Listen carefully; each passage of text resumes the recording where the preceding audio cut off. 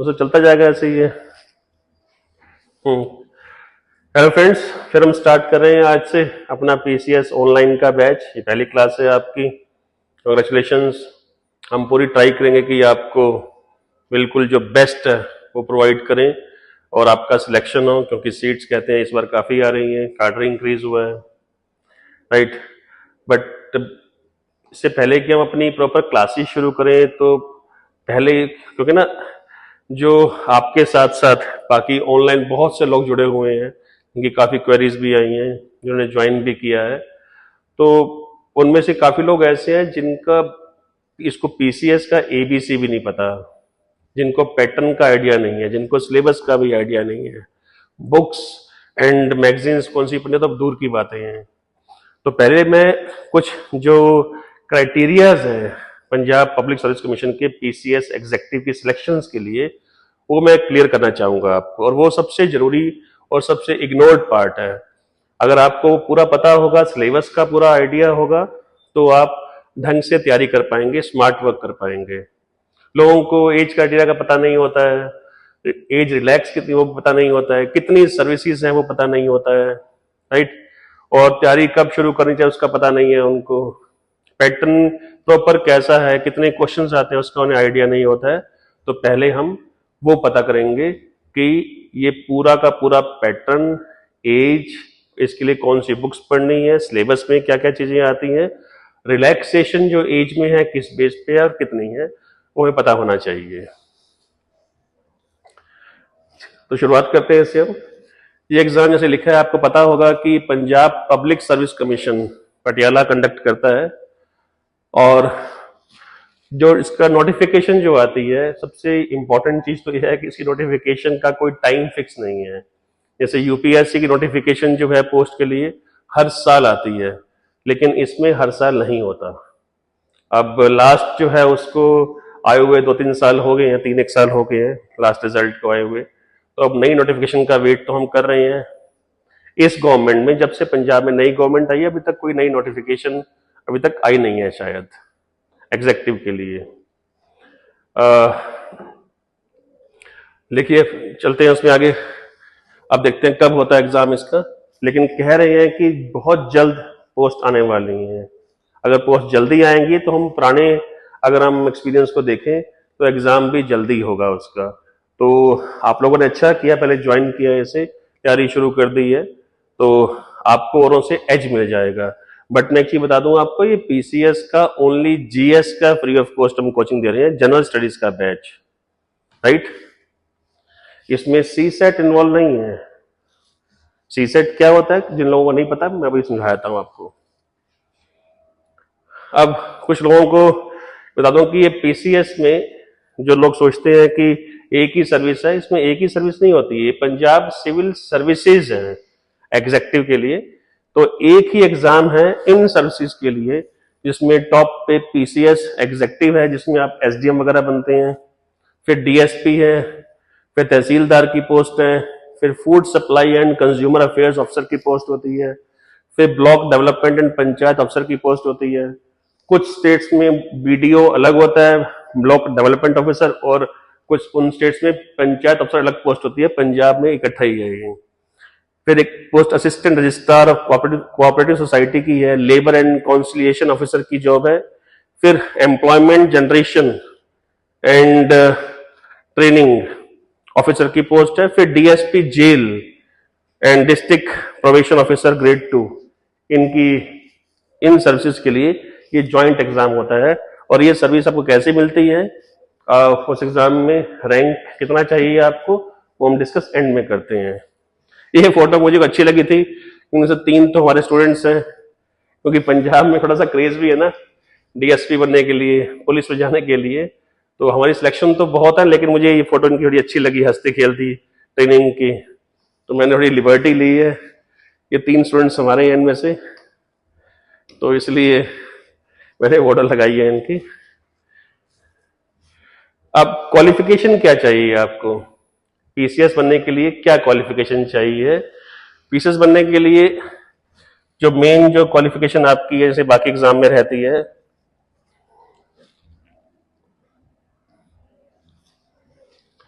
कि या तो आप अपना ग्रेजुएशन की डिग्री कंप्लीट कर चुके हो किसी भी फील्ड में, बीए, बीकॉम, बीटेक, कम से कम 3 साल की डिग्री होनी चाहिए, 3 साल से कम की नहीं होनी चाहिए, किसी भी रिकॉग्नाइज्ड यूनिवर्सिटी से या किसी इंस्टीट्यूशन से आपकी डिग्री होनी चाहिए, या फिर आप अपनी ग्रेजुएशन की लास्ट ईयर में हैं। अगर आप अपीयरिंग हैं तो आप प्री का एग्जाम दे सकते हैं, लेकिन प्री के एग्जाम से पहले आपको इंश्योर करना पड़ेगा कि मेंस एग्जाम देने से पहले आपके पास में आपकी डिटेल मार्कशीट आ जाएगी, आप वो अपना जो ग्रेजुएशन वाला कोर्स है पूरा कर चुके होंगे जब आप मेंस देंगे। अदरवाइज अगर आप प्री क्लियर कर गए और आपकी मार्कशीट नहीं आई तो आपको फिर मेंस का फिर आप फॉर्म फिल नहीं कर सकते हैं, ध्यान रखिएगा। तो या तो आप ग्रेजुएशन की डिग्री कंप्लीट कर चुके हो या फिर ये आपका लास्ट ईयर चल रहा है, ठीक है। एक ये कंडीशन है, ये क्वालिफिकेशन आपकी ये चलेगी। उसके बाद सब एक और इंपॉर्टेंट चीज है कि आपके पास में 10th में मैट्रिकुलेशन एग्जाम में आपके पास में पंजाबी होनी बहुत जरूरी है, यानी आपने पंजाबी पास की हुई हो। अगर आपके पास 10th में पंजाबी नहीं थी तो आप उसमें अपीयर नहीं हो सकते हैं। अब मान लीजिए किसी के पास पंजाबी नहीं थी, क्या वो पीछे से एग्जाम नहीं दे पाएगा? नहीं, वो भी दे सकता है। तो कुछ कंडीशंस हैं उसके लिए, जैसे पंजाब गवर्नमेंट क्या कहती है कि अगर आपने एग्जाम देना है, मान लीजिए अब आपने एग्जाम देना है इस साल, वो मैट्रिक में आपने पास नहीं किया हुआ, तो एक पंजाबी भाषा विभाग है पटियाला में,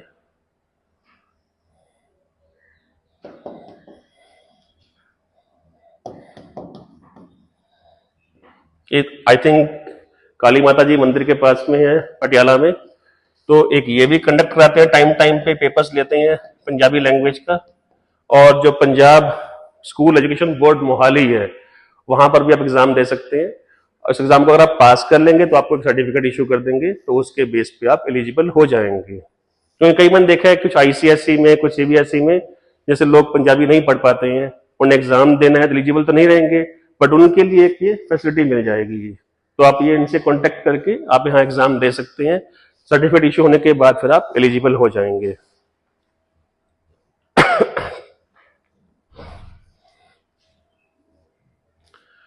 हाँ, अब पंजाबी लैंग्वेज, जैसे मान लो कोई पंजाब से डिफेंस सर्विस पर्सनल है और वो पंजाब के बोनाफाइड और रेजिडेंट हैं और उनकी डायरेक्ट अपॉइंटमेंट हुई है, तो उनको भी पंजाबी का एग्जाम पास करना पड़ेगा।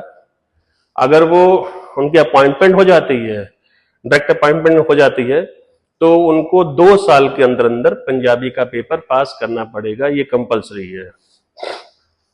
यहां पे एक और चीज है कि अगर डिफेंस में गवर्नमेंट ऑफ इंडिया ने किसी को वॉर हीरो अनाउंस किया है, कोई वॉर हीरो है और अनफॉर्चुनेटली जो है उनको कोई डिसेबिलिटी हो गई है, उनकी डेथ नहीं हुई, उन्हें कोई डिसेबिलिटी हो गई है, और पंजाब गवर्नमेंट ने उनको ये पीसीएस की कोई भी सर्विस अलॉट करनी है, उनको कोई जॉब देनी है वो, या फिर अगर उनकी डेथ हो गई, अनफॉर्चुनेटली वो शहीद हो गए हैं, उनकी डेथ हो गई है, तो उनकी विडो या विडो नहीं है मान लो उनकी, तो उनपे जो डिपेंडेंट है कोई उनकी फैमिली में से, तो अगर उनको जॉब दे रहे हैं पीसीएस पे, तो उन्हें फिर रिक्वायर्ड नहीं है अपॉइंटमेंट टाइम पे पंजाबी की लैंग्वेज का पेपर पास करना, ये ध्यान रखिएगा, उन्हें रिक्वायरमेंट नहीं है इस चीज की।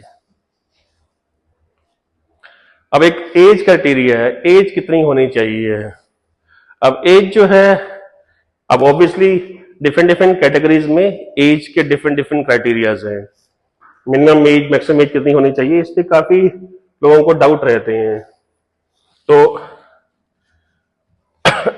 जनरल कैटेगरी के लिए जो एज लिमिट है 21 to 37 ईयर्स, यानी कम से कम 21 साल और मैक्सिमम 37 साल एज होनी चाहिए।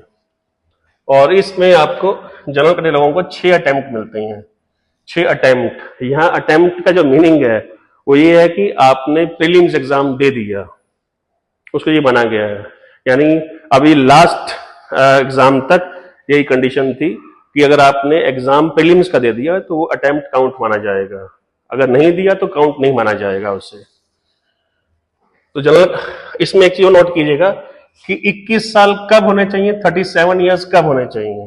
इसमें भी एक पॉइंट है, मेन पॉइंट है, हाँ, कि जिस ईयर नोटिफिकेशन आएगा, सपोज दिसंबर 2024 को नोटिफिकेशन आता है, मान लीजिए, मैं एग्जांपल ले रहा हूं, ठीक है, तो क्या कहते हैं कि उस साल 1 जनवरी तक, यानी 1 जनवरी 2024 से पहले पहले आपकी उम्र 21 साल हो और 37 साल से कम हो।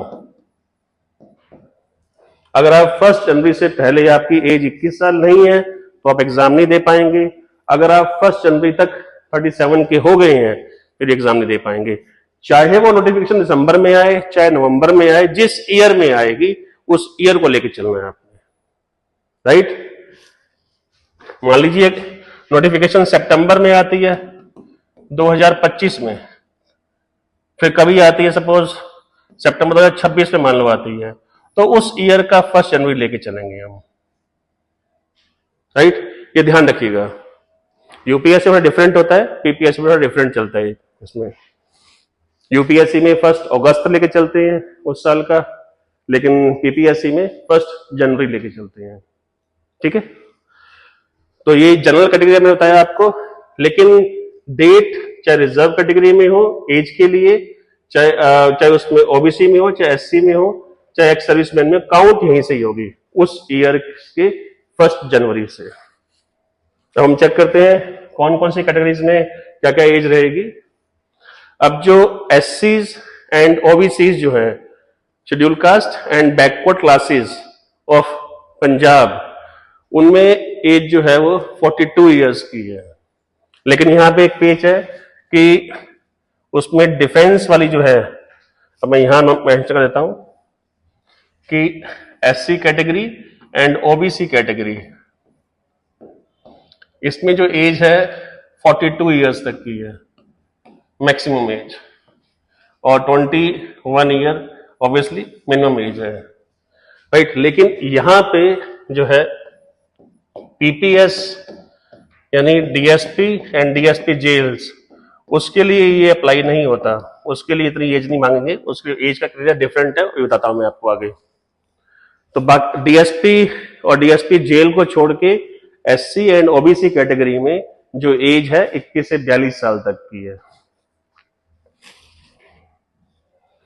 राइट। अब जो लोग पंजाब गवर्नमेंट एंड बोर्ड या कॉर्पोरेशन या कमीशन या अथॉरिटीज के एम्प्लॉइज हैं, या all state central government employees हैं, उनके लिए जो है एज 45 इयर्स तक होगी। लेकिन उसमें भी वही पंजाब पुलिस की सर्विसेज है, वहां पे ये रिलैक्सेशन नहीं मिलेगी आपको 45 इयर्स तक की, वहां डिफरेंट रहेगा, ठीक है। अब पंजाब पुलिस में जो जनरल कैटेगरी है, पंजाब पुलिस में जनरल कैटेगरी वालों को भी 21 से 28 साल की एज है उनके लिए, जनरल कैटेगरी के लिए। सिर्फ पीसीएस अपने पीपीएस पंजाब पुलिस सर्विस के लिए, डीएसपी बनने के लिए, डीएसपी जेल्स के लिए, जनरल कैटेगरी के लिए, ये ध्यान रखिएगा।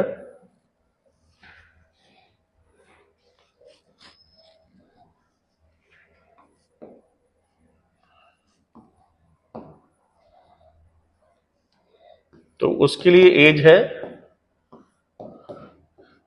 ये पीपीएस के लिए स्पेशल, पंजाब पुलिस सर्विसेज के लिए, डीएसपी के लिए, डीएसपी जेल्स के लिए। हाँ, बाकी जितनी सर्विसेज मैंने भी बताई थी आपको, उनके लिए एज वही है 21 to 37। लेकिन इसके लिए अगर आपकी जनरल कैटेगरी है और आपकी एज 29 होगी, 28 क्रॉस कर गई, फिर आप डीएसपी या दूसरी आपको जो डीएसपी जेल की पोस्ट है वो नहीं मिलेगी। हाँ, अब इसमें एक मेन चीज आती है जिसमें कई लोगों के डाउट्स रहते हैं। Ex serviceman of Punjab domicile they shall be allowed to deduct the period of his service. जी मैं समझा देता हूं कि उसमें क्या रहता है कि जो लोग एक्स सर्विसमैन ऑफ पंजाब है तो वो एलिजिबल कैसे होंगे, उनका क्राइटेरिया क्या रहेगा, ये समझ लीजिए, ये इंपॉर्टेंट है।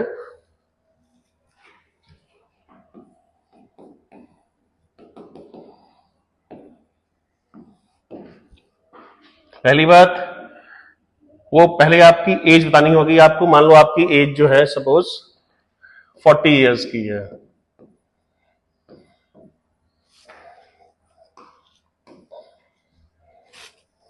नहीं, एग्जाम्पल देकर समझाता हूं आपको। फिर आपको मान लीजिए 17 इयर्स का आपका एक्सपीरियंस है आर्म्ड फोर्सेस में काम करने का, मान लीजिए। तो आपने क्या करना है, इन 40 इयर्स एज में से 17 इयर्स को आप डिडक्ट कर लेंगे, वो बन गए 23, प्लस आपको 3 साल का एक अलग क्वेश्चन मिल जाता है, वो गवर्नमेंट देती है आपको अलग से, तो आपकी एज 26 साल मान ली जाएगी। ठीक है, तो आप एलिजिबल एग्जाम देने के लिए। लेकिन पहले क्या था, पहले जो लोग पूरे इंडिया में जहां से मर्जी आर्म्ड फोर्सेस ऑफिशियल्स थे, उन्होंने एग्जाम देना है पीसीएस का, तो एलिजिबल थे। अब क्या कर दिया गया है पहली बार कि जो भी लोग पंजाब से एक्स सर्विसमैन हैं, रिटायर हो गए हैं या उन्होंने वॉलंटरी रिटायरमेंट ले ली है सपोज, और वो पीसीएस एग्जीक्यूटिव एग्जाम देना चाहते हैं, तो उनके लिए क्या किया गया है कि आजकल पंजाब में हर डिस्ट्रिक्ट में पंजाब सैनिक बोर्ड बने हुए हैं, पंजाब जिला सैनिक बोर्ड। तो जैसे ही आप रिटायर होंगे तो आपको अपने आर्मी के ऑफिसर्स को इंफॉर्मेशन देनी होती है, राइट, कि आप कहां से बिलोंग करते हैं। देन जिस डिस्ट्रिक्ट में आप रहते हैं पंजाब ऑफिस, जब आप वहां पे आएंगे तो आप वहां जाके उस पंजाब सैनिक जिला सैनिक बोर्ड में अपना नाम रजिस्टर करवाएंगे। वो रजिस्टर होने के बाद फिर आप एलिजिबल होंगे पीसीएस का एग्जाम देने के लिए एक्स सर्विसमैन कोटा से। तो फिर उसके बाद में चीजें आएंगी कि आपकी एज क्या है।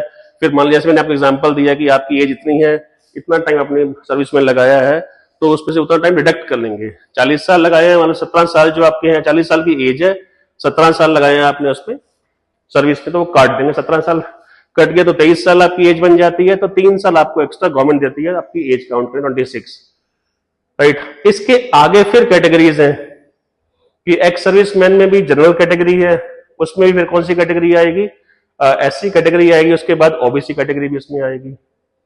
तो जो छूट एक्स सर्विस उसमें मिलती है आपको एससी कैटेगरी में या ओबीसी कैटेगरी में, वही सेम छूट फिर यहां पर मिलेगी। यानी काफी मौके रहेंगे एक्स सर्विसमैन के लिए। हाँ, सीट्स कम होती हैं लेकिन चांसेस काफी मिल जाते हैं आपको ये एग्जाम फाइट करने के लिए। ये बात ध्यान रखिएगा, अगर आप एक्स सर्विसमैन हैं, अगर आपने अपना नाम रजिस्टर नहीं करवाया हुआ पंजाब के किसी डिस्ट्रिक्ट सैनिक बोर्ड में, तो आप एलिजिबल नहीं हो पाएंगे। ये इंफॉर्मेशन हर एक के पास में नहीं होते, ध्यान रखिएगा इस चीज का।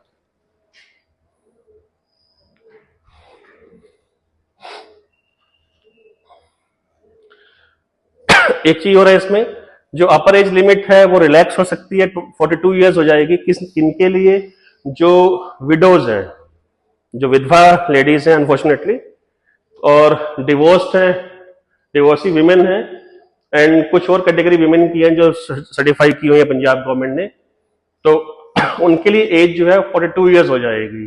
बट अगेन वो चीज अप्लाई पंजाब पुलिस सर्विस पे नहीं होती है, ठीक है, जैसे बाकी क्राइटेरिया थे। अब जो फिजिकली हैंडीकैप्ड कैटेगरी है जो पंजाब से है, उनके लिए एज जो है 47 इयर्स तक की है। अगेन वो फिर वो एलिजिबल नहीं है पंजाब पुलिस सर्विस या पंजाब प्रिजन सर्विस के लिए।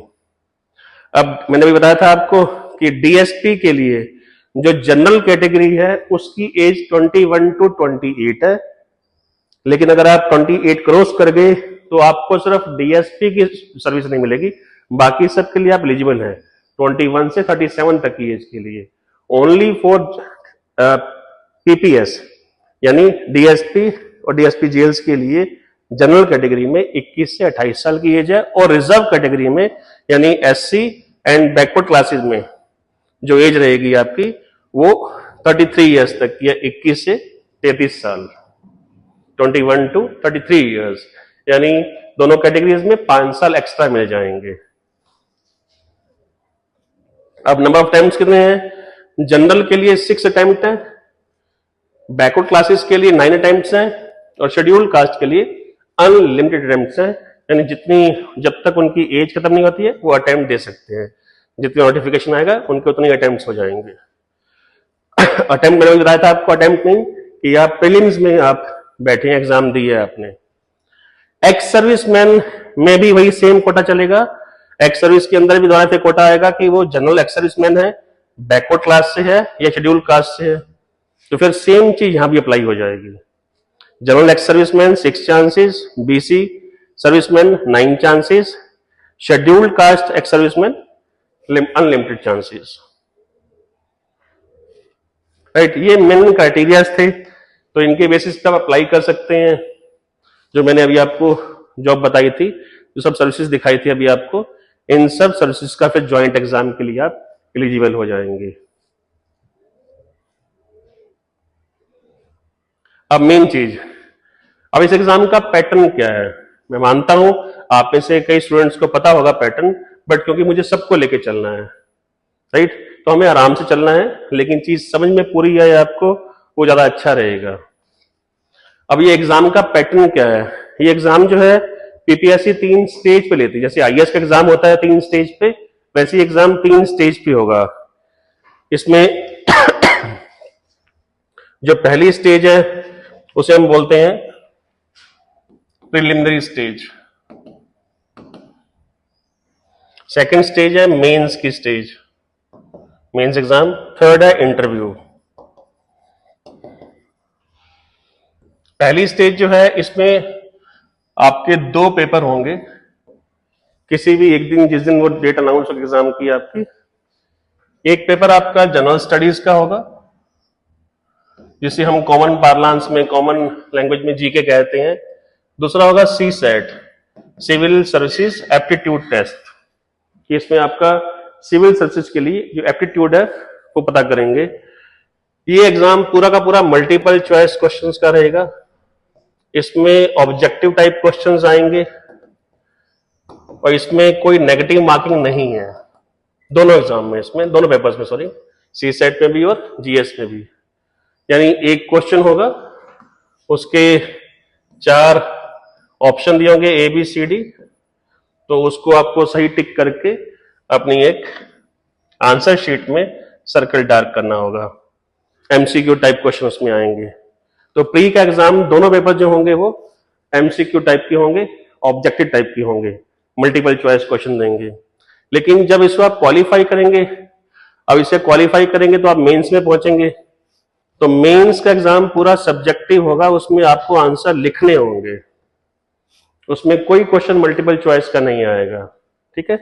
फिर इंटरव्यू तो आपका ओरल टेस्ट है ही है। तो ये मैं थोड़ा ब्रीफ बताता हूं आपको मैं कि प्रीलिम्स एग्जाम में क्या आता है, मेंस में क्या, इंटरव्यू में क्या। तो इन तीनों स्टेजेस को क्रॉस करना पड़ेगा। तीनों स्टेज नॉकआउट स्टेज है, यानी किसी भी स्टेज पे अगर आप जो है आपका क्लियर नहीं हुआ तो अगले साल आप दोबारा फिर प्रीलिम्स से आएंगे, यानी अगले अटेम्प्ट में आप फिर स्टार्ट प्रीलिम्स से ही करेंगे। तो हर राउंड नॉकआउट राउंड है।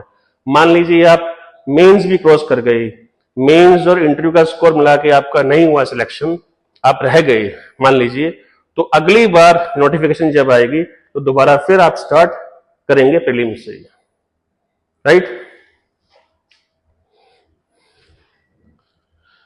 अब जो प्रीलिम्स एग्जाम में जनरल स्टडीज मैंने बताया था अभी आपको, पेपर एक जीएस का होता है जनरल स्टडीज का, और एक जो पेपर रहेगा आपका वो रहेगा सी सेट का, सिविल सर्विसेज एप्टीट्यूड टेस्ट का। तो इनका कितने मार्क्स रहते हैं। अब ये जो एग्जाम का पैटर्न जो बताया मैंने आपको कि प्रीलिम्स और सी सेट का पेपर होगा, तो इसका थोड़ा डिटेल सुन लीजिए कि जनरल स्टडीज के पेपर में 100 क्वेश्चंस आएंगे, हर क्वेश्चन के 2 मार्क्स होंगे, यानी ये 200 नंबर का हो गया।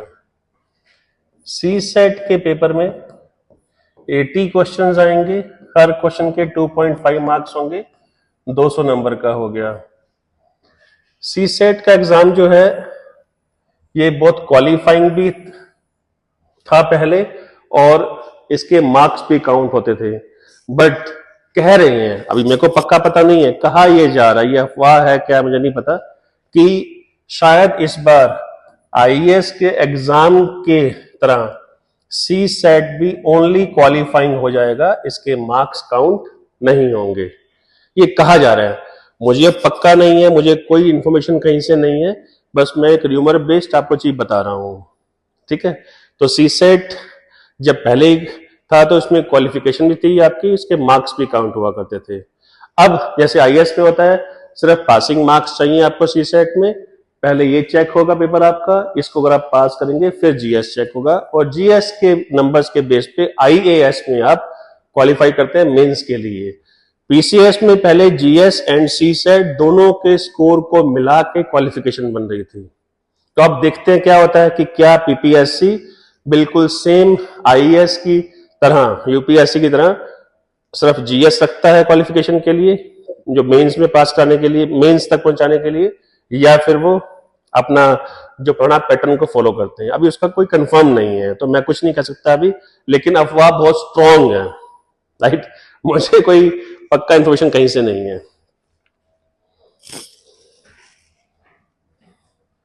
हाँ जी, तो हमने जो आपको कोचिंग देनी है फ्री में, वो जनरल स्टडीज की फ्री कोचिंग है प्रीलिम्स के लिए। मैं फिर क्लियर कर दूं इस चीज को, उसमें सी सेट इन्वॉल्व नहीं रहेगा। फिर ये मेंस का पेपर आपको सिर्फ पैटर्न पता हो, मैं एक्सप्लेन नहीं करूंगा। फिर जब इसे आप पास कर जाएंगे, इसके मार्क्स फाइनल रैंकिंग में ऐड नहीं होते हैं, जस्ट क्वालिफाई करते हैं मेंस के लिए, सेकंड स्टेज के लिए। तो उस मेंस में आपके पेपर जो 7 पेपर्स होते हैं, पंजाबी लैंग्वेज पेपर होगा, इंग्लिश लैंग्वेज का, इनका सिलेबस वही 11-12 तक का जो होता है पंजाबी लैंग्वेज का आपको नॉलेज है उतना होता है। फिर एसए होते हैं, 100 नंबर का आपका पंजाबी, 100 का इंग्लिश, 150 का एसए। और जनरल स्टडीज जो प्रीलिम्स में था वह मेंस में भी है, लेकिन उसके यहाँ पे 4 पेपर हैं, 250 मार्क्स ईच, यानी 1000 नंबर का जीएस का पेपर है ये। तो उसके 4 पार्ट्स हैं। उसके बाद में ये टोटल बन जाता है मेंस का एग्जाम का टोटल स्कोर 1350, और आपका 150 मार्क्स का फिर इंटरव्यू होगा, टोटल स्कोर आपका बन जाएगा 1500।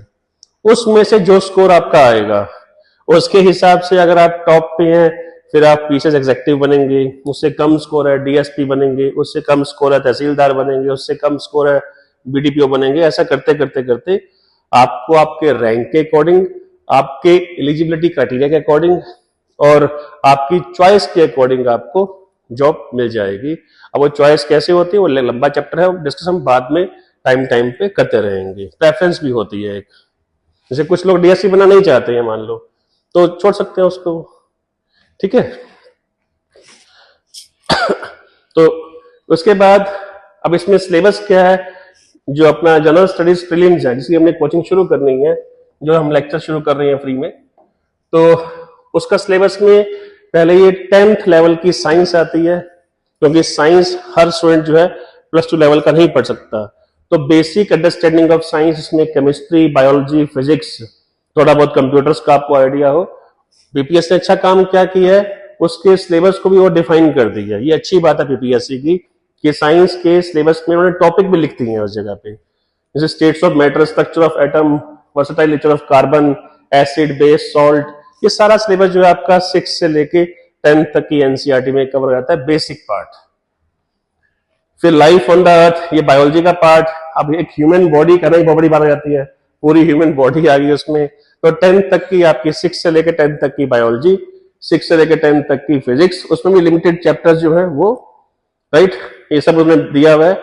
ये सिलेबस मैं आपको अपनी जो ब्रॉडकास्ट लिस्ट है उससे भेज दूंगा। तो यहां पे आपकी एक ड्यूटी बनती है, वो ड्यूटी क्या है कि आप मुझे इस नंबर पे व्हाट्सएप, जिन्होंने नहीं किया व्हाट्सएप करेंगे, तो मैं क्या करूंगा, उनको एक ब्रॉडकास्ट लिस्ट में, मैं कोई ग्रुप नहीं बनाऊंगा क्योंकि ग्रुप में प्रिवेसी नहीं रहती है। तो ब्रॉडकास्ट लिस्ट में आपको मैसेज तब मिलेंगे जब आपने हमारा फोन नंबर, ये वाला फोन नंबर हमारे नाम से अपने फोन में स्टोर किया होगा। तो एक ही बार में मैसेज भेजूंगा, सबको मिल जाएगा वो। तो मैं आपको सिलेबस, पैटर्न, ये सारा पीडीएफ बना के आपको भेज दूंगा मैं, तो आपको उसको पढ़ना आसान हो जाएगा, आपको क्राइटेरिया सारा मिल जाएगा, डिटेल अगर आपने देखनी है तो, ठीक है। तो इसलिए कई लोगों ने कहा है कि सर ग्रुप बना दीजिए, हम नोट्स एक्सचेंज कर लेंगे। ये मेरा काम नहीं है भाई, ग्रुप्स में अलग कंसेप्ट शुरू हो जाते हैं उसके बाद में। तो मैं नहीं चाहता किसी की प्राइवेसी जो है डिस्टर्ब हो, सारा कंट्रोल मेरे हाथ में। मैसेज भेजने का, टेस्ट भेजने हैं आपको, कोई मैसेज देना है आपको क्लास के बारे में, तो वो मैं खुद आपको भेजूंगा, सबको इकट्ठे एक ही बार डिलीवर हो जाएंगे ब्रॉडकास्ट लिस्ट से। बट मैं फिर बोल रहा हूं, इस नंबर को हमारे नाम से आप स्टोर कर लीजिएगा। अगर आपने ओनली नंबर रखा है अपने फोन में तो आपको मैसेज नहीं आएगा। ये मेरा नहीं, व्हाट्सएप पे रूल है। नेक्स्ट, साइंस का हो गया पहला पार्ट जनरल स्टडीज में। फिर इंडियन पॉलिटी। इंडियन पॉलिटी मतलब कॉन्स्टिट्यूशन ऑफ इंडिया बेसिकली। ये पॉलिटिक्स नहीं है, ये इंडिया का कॉन्स्टिट्यूशन है। तो जो भी बेसिक फैक्ट्स हैं कॉन्स्टिट्यूशन के बारे में, प्लस टू लेवल के जो कॉन्स्टिट्यूशन आता है अपने पास में, जो बेसिक सी बातें हैं प्लस टू लेवल की पॉलिटिकल साइंस में मिल जाएगा आपको सब कुछ। और कुछ जो बुक्स होंगी बताऊंगा बाद में आपको, वहां से हम करेंगे। Basic features, provisions, schedules, Indian constitution, ये जो सब चीज लिखी हुई है अल्टीमेटली समझ लीजिए कि ऑलमोस्ट पूरा ही कॉन्स्टिट्यूशन बन जाता है ये। तो हमें बेसिक बेसिक बातें सब पता चाहिए। तो इंडियन पॉलिटी है, ये पॉलिटिक्स नहीं है, पॉलिटिकल साइंस में नहीं रहेगी। हाँ, इसके अगले पार्ट में कुछ थिंकर्स भी आएंगे, वो बताता हूं अभी आपको। History of India and world history.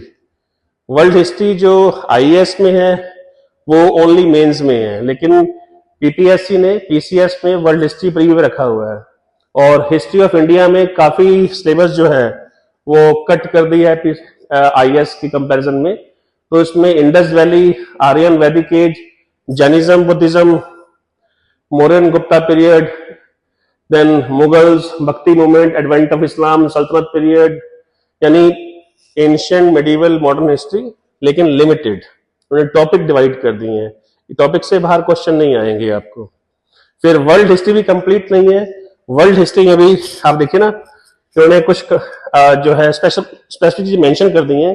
Renaissance, industrial revolution in Europe, French revolution, Russian revolution, world war 1 and world war 2।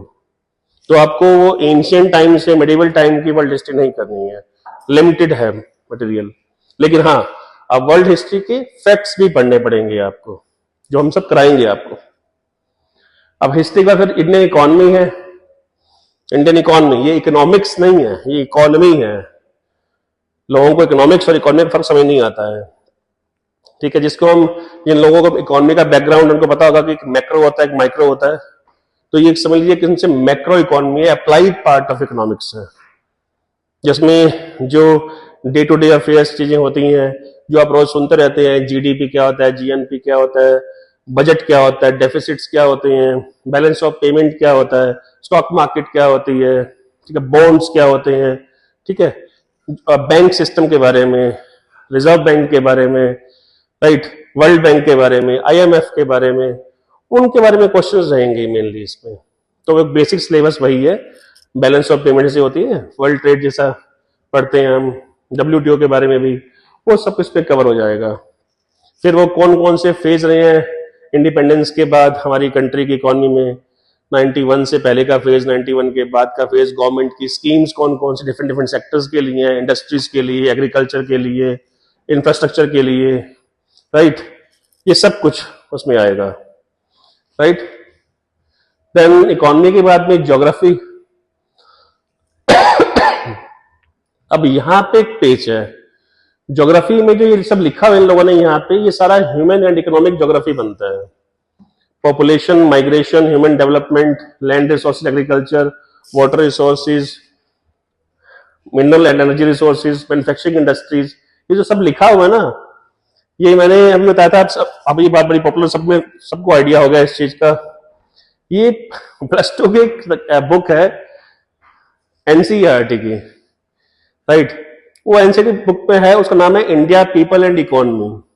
तो इंडिया पीपल एंड इकोनॉमी की बुक का पूरा इंडेक्स पेज जो था, यानी सारे चैप्टर उन्होंने उठा के यहाँ कट कॉपी पेस्ट कर दिया, राइट।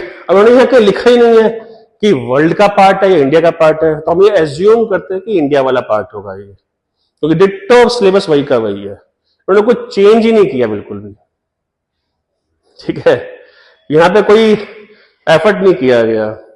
तो ये ह्यूमन एंड इकोनॉमिक ज्योग्राफी यानी इंडिया पीपल एंड इकोनॉमी नाम से बुक है ज्योग्राफी की, एनसीईआरटी की, आई थिंक प्लस टू की है, तो वो आप पढ़ लीजिएगा। वो अभी बुक्स कौन सी मैं बताऊंगा डिटेल आपको मैं, तो लेकिन ये इंडेक्स पेज पूरा वही का भी उठा के रखा हुआ है। फिर हाँ, अब यहां पे एक इंपॉर्टेंट चीज है एनवायरमेंटल स्टडीज में। इसमें क्या है, composition and structure of atmosphere, solar system, heat balance, temperature, atmosphere circulation and weather system, water cycle, water, oceans, rivers, glaciers, lakes, ground water. ठीक है, ये सारे पार्ट जो है ना, ये सारे पार्ट जो है क्लाइमेटोलॉजी में कवर हो जाएंगे आपके। जो आपका बेसिक क्लाइमेटोलॉजी का पार्ट है ज्योग्राफी का, ये वहां कवर हो जाएंगे। तो उन्होंने उसको उठा कर डाल दिया एनवायरमेंट पे। ऑब्वियसली बिना ज्योग्राफी के एनवायरमेंट हो भी नहीं सकता, तो उन्होंने एक नया सा टॉपिक बनाकर डाल दिया है। तो वर्ल्ड फिजिकल ज्योग्राफी में जो कंसेप्चुअल पार्ट ज्योग्राफी का है, उसमें ये वाले पोर्शन जो है, एक सॉइल का पार्ट भी ये वाला आ जाएगा। तो ये कंसेप्चुअल पार्ट जो है वो आ गया कहां पे, एनवायरमेंट के नाम से, जो ज्योग्राफी का पार्ट है। जब हम ज्योग्राफी करेंगे तो ये वाला टॉपिक भी कर लेंगे साथ में, तो आप चाहे उसको वहां मान लो या यहां मान लो। फिर सारी वाटर बॉडी जो मेन मेन है वर्ल्ड की, इंडिया की, उनसे क्वेश्चंस आएंगे।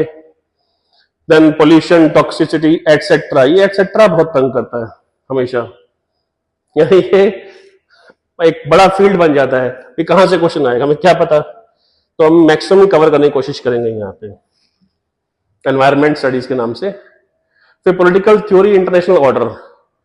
अब जो कुछ बेसिक कंसेप्ट्स हैं, कुछ थिंकर्स की बातें भी हैं, concepts of freedom, equality, social justice, rights and duty, citizenship, nationalism, secularism, ये सब आपको 11th 12th की एनसीईआरटी में मिल जाएंगे टॉपिक्स पॉलिटिकल साइंस की बुक में। ठीक है, तो आप वहां से इनको पढ़ सकते हैं, हम भी क्लास में कराएंगे। यूएन, उसकी सारी एजेंसीज जैसे यूनिसेफ है, यूनेस्को है, आईएलओ है, एफएओ है, right, international court of justice है, इन सब के बारे में आपको बेसिक नॉलेज होनी चाहिए, बहुत डिटेल में नहीं, लेकिन बेसिक नहीं पता हो आपको। फिर जो इंटरनेशनल ऑर्गेनाइजेशंस हैं, world bank, IMF, WTO, EU, G20, BRICS, फिर ये सबसे बड़ी चीज है एटसेट्रा। ये खतरनाक चीज है, यानी जो भी वर्ल्ड की मेन इंटरनेशनल ऑर्गेनाइजेशन है जो सिग्निफिकेंट है, they can ask question from that area also.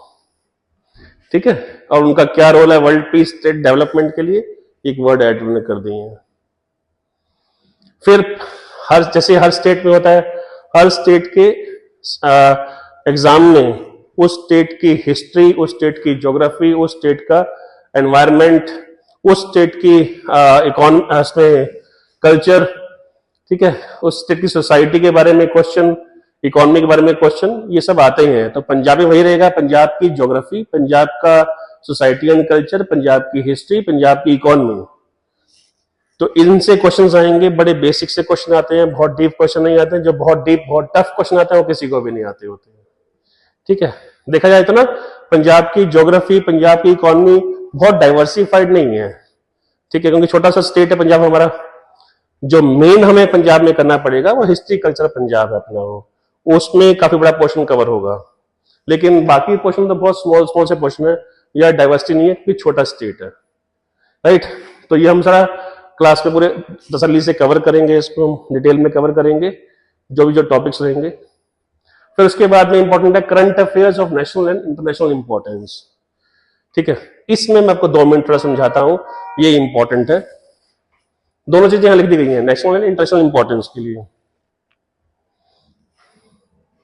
देखिए, ये पूरा सिलेबस जो है, I am not flexing, but मैं आपको चीज बता रहा हूं, मैं फ्लेक्स नहीं कर रहा इस चीज पे। मैंने पहली बार आज से 15-16 साल पहले 2 वर्ड यूज करने शुरू किए थे। आजकल वो सारे वो वर्ड्स जो है सारे यूज करते हैं। तो क्या है कि एग्जाम का नेचर क्या है। ठीक है, सिलेबस जो है वो डुअल नेचर का है। डुअल मीन 2 तरह के नेचर का, स्टैटिक एंड करंट। इसको हम बोलते हैं dynamic. Dynamic mean ever changing, जो लगातार चेंज होता रहेगा, यानी current affairs. Static mean conceptual part, जो चेंज नहीं होता, जो कंसेप्ट है। आजकल ये वर्ड सभी यूज करते हैं पूरे इंडिया में, देखा है, static and dynamic, static and dynamic. ठीक है, चलो एनीवे, अब पूरा सिलेबस अपना क्या है। अब हिस्ट्री ऐसी चीज है जो पूरी स्टैटिक से चेंज नहीं होती है। इस हिस्ट्री का क्या करंट अफेयर होगा, जो करंट अफेयर है वो हिस्ट्री है ही नहीं। ठीक है, तो हिस्ट्री को छोड़ दें, पॉलिटिकल थिंकर्स को छोड़ दें, साइंस को छोड़ दें, थोड़ा बहुत पोर्शन कंसेप्चुअल पार्ट छोड़ दें, तो मेनली साइंस को निकाल दीजिए। हिस्ट्री एंड पॉलिटिकल थिंकर्स को छोड़ के बाकी सारे जो अपने सब्जेक्ट्स हैं वो डुअल नेचर के हैं, स्टैटिक भी हैं, डायनामिक भी हैं। कैसे? फॉर एग्जाम्पल, आप ज्योग्राफी में कंसेप्ट पढ़ रहे हैं, सपोज माइग्रेशन का, पॉपुलेशन डेंसिटी का, तो कंसेप्चुअल स्टैटिक पार्ट क्या है, माइग्रेशन क्या होता है, डेफिनेशन क्या है, पॉपुलेशन डेंसिटी क्या होती है, उसकी डेफिनेशन क्या है, आजकल क्या चल रहा है माइग्रेशन को लेके, करंट अफेयर में क्या न्यूज आ रही है, वो डायनामिक पार्ट हो जाएगा। कंसेप्चुअल पार्ट स्टैटिक पार्ट हो जाएगा।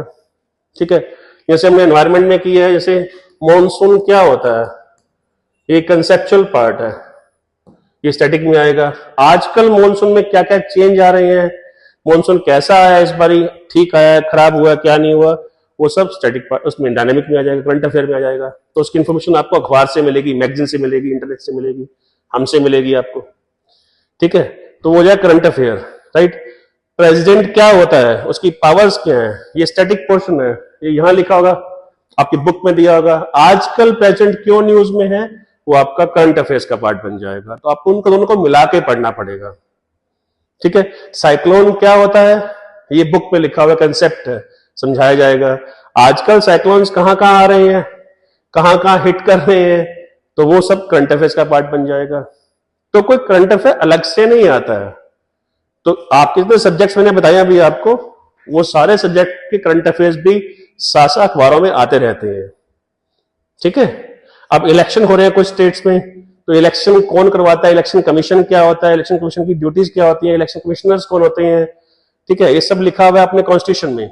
ठीक है, अब आजकल वो क्यों न्यूज में है, कौन सी पावर न्यूज में है, ठीक है, वो आपका करंट अफेयर्स का पार्ट बन जाएगा। तो आपको दोनों को मिला के पढ़ना है। तो करंट अफेयर्स के लिए आपको क्या पढ़ना पड़ेगा, तो वो होगा आपका न्यूज़पेपर्स,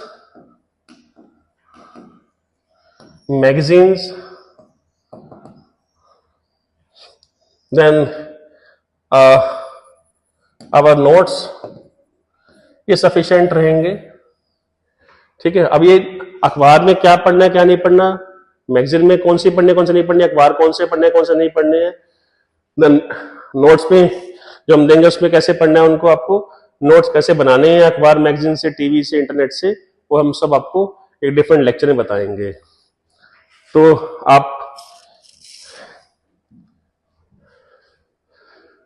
कल से फिर हम शुरू करते हैं अपना पेपर वाला पार्ट भी और सिलेबस वाला पार्ट भी। राइट, तो कल से हम शुरू करेंगे हिस्ट्री का पोर्शन, हिस्ट्री। तो उसमें हम शुरू करेंगे अपना एंशिएंट हिस्ट्री से काम, क्लास शुरू होंगी अपनी। हम ट्राई करेंगे कि आपकी जो 5 डेज वीक क्लास है उसमें 2 या 3 सब्जेक्ट चलें, तो आपको इन्फॉर्मेशन हर लेक्चर के बाद मिलती जाएगी कि कल कौन सा लेक्चर रहेगा। और अगर क्लास नहीं हो पाई किसी वजह से, तो आपको हम मैसेज भेज देंगे। तो मैसेज के लिए आपको बताया अभी कि आपने उस नंबर पे व्हाट्सएप हमें करना है, ताकि आपका नाम हम ब्रॉडकास्ट लिस्ट में डाल सके, और अपने हमारे नंबर को आप अपने मोबाइल फोन में आप सेव कर लीजिएगा प्लीज, तभी आपको मैसेज मिलेंगे। ठीक है, so wish you all the best, hope आपको अच्छा लगा होगा। तो इन केस कोई प्रॉब्लम है, अभी भी कोई क्वेरी अपने दिमाग में है, आपने कुछ पूछना है, अच्छा क्लास का शेड्यूल क्या रहेगा, लेक्चर कब अपलोड होगा, कैसे कैसे रहेगा, वो मैंने कल एक वीडियो बना के डाल दिया था, तो आप उसे सुन लीजिएगा। अगर आपको नहीं मिला है तो आप मुझे व्हाट्सएप कर देना, मैं आपको फिर दोबारा वो वाला वीडियो भेज दूंगा। ठीक है, कोई भी डाउट हो, कोई क्वेश्चन हो, कुछ पूछना हो, तो आप हमें इस नंबर पे व्हाट्सएप कीजिएगा, या फिर अगर आपने आना है तो इस एड्रेस पे आप आ सकते हैं, हमसे पर्सनली मिल सकते हैं। चलो, wish you all the very best, thank you so much, जय हिंद।